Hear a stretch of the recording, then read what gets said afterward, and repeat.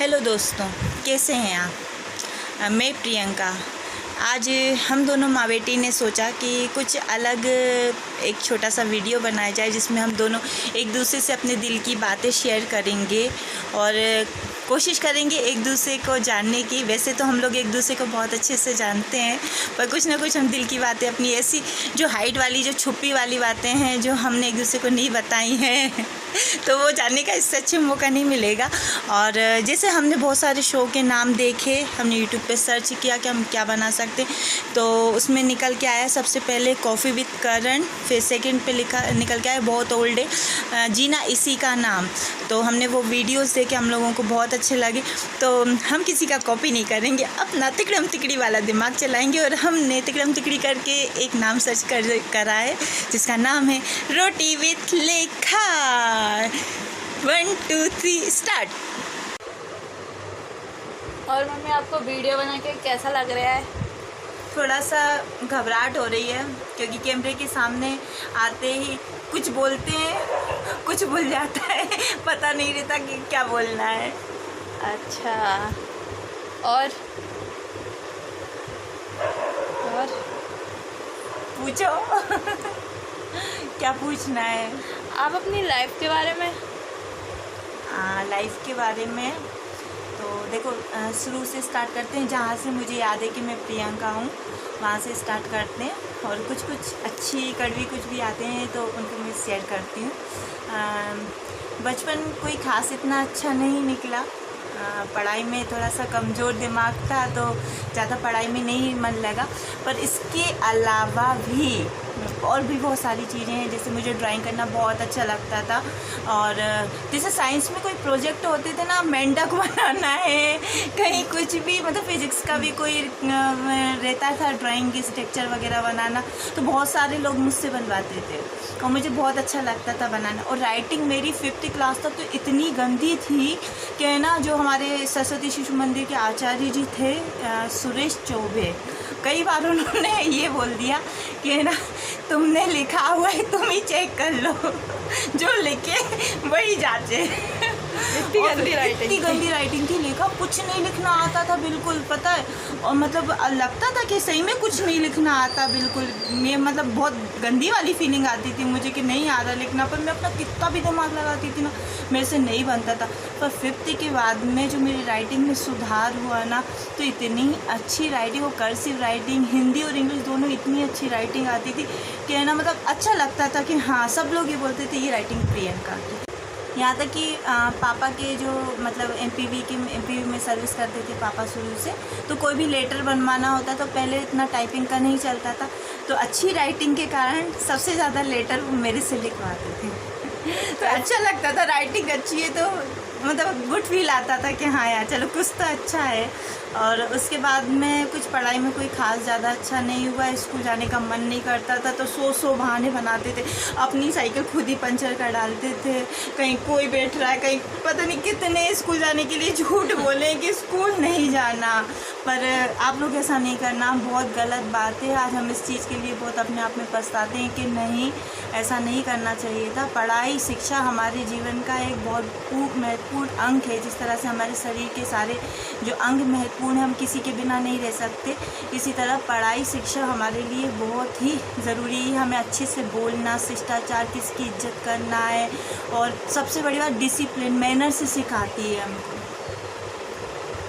Okay. अच्छा, जब school में डायग्राम वगैरह बनाते थे, जैसे अभी अपन किसी से भी डायग्राम बनवाते हैं तो पैसे लेते हैं? नहीं, हमारे साथ ऐसा बिल्कुल भी नहीं हुआ कि उस टाइम पे सब नॉर्मल ही थे, ऐसा कोई भी नहीं था कि ना किसी के पास इतनी कोई पॉकेट मनी भी नहीं मिलती थी, खुशी से कर देते थे कि ले आओ।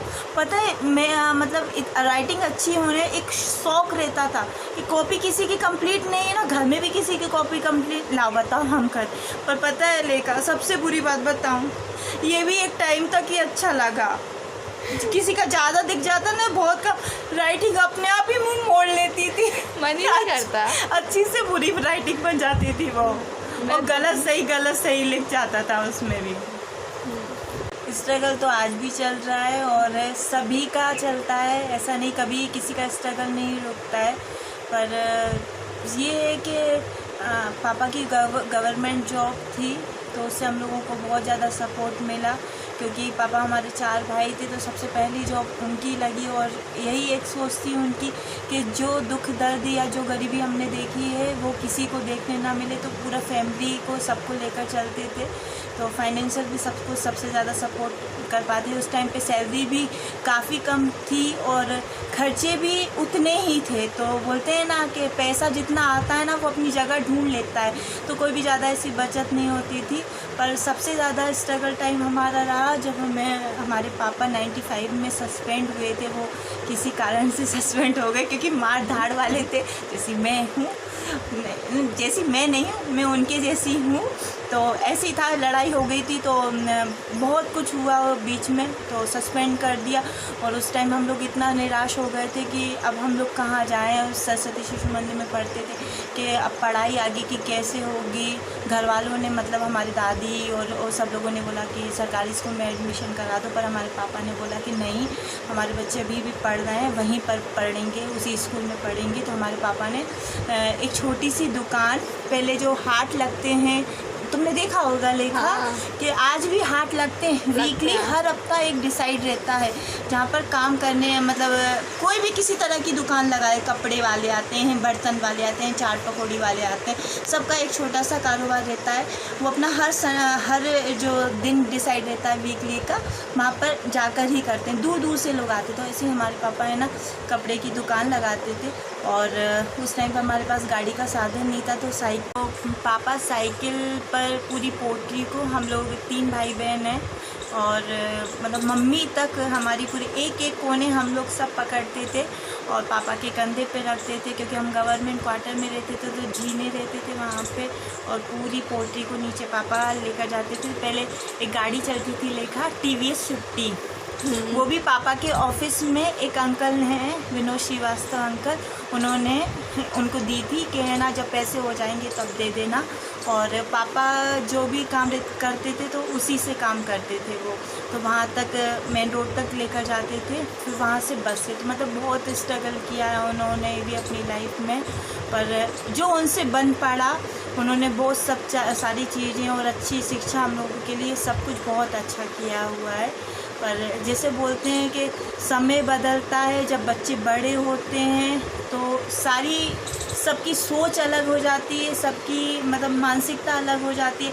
और जब कहीं ना कहीं ये भी है कि जब ज़्यादा ही बड़े हो जाते हैं तो हम एक दूसरे की गलतियाँ देखने चालू कर देते हैं, और यहीं से कहीं ना कहीं खटर पटर शुरू हो जाती है। क्या बोलती हो लेखा, ऐसा होता है? हाँ, होता है। बच्चे रहते हैं तो जब तक कितना अच्छा लगता है, जब ज़्यादा कोई रोका टाकी आपको ज़्यादा नोटिस करने लगे, बाउंडेशन लगाने लगे, या हम पता है ये सोचते हैं कि ये बात इतनी बड़ी नहीं है जितनी बड़ी होती जा रही है। पर आजकल लोग यही कर रहे हैं, यही करते हैं। वो बोलते हैं ना, पहले एक मुहावरा, तिल का ताड़ बनाना। हाँ।